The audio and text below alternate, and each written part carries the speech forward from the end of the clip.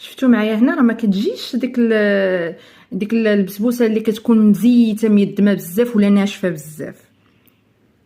شفتوا؟ وممكن تضيفوا فيها البرتقال عوض الحليب، انا درت غير الحليب.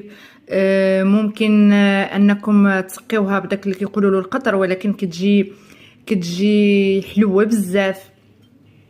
المهم انا درت فيها 2 البيضات، ودرت فيها كاس الا الربع ديال السكر. هادشي باش جاتني ناقصه في المذاق وعجباتني، غادي نعتمد هاد المقادير اللي درت.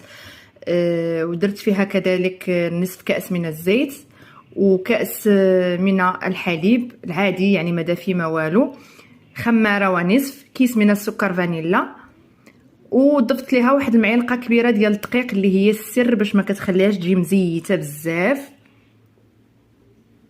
و2 الكؤوس كبار يعني 2 الكؤوس العنبه ديال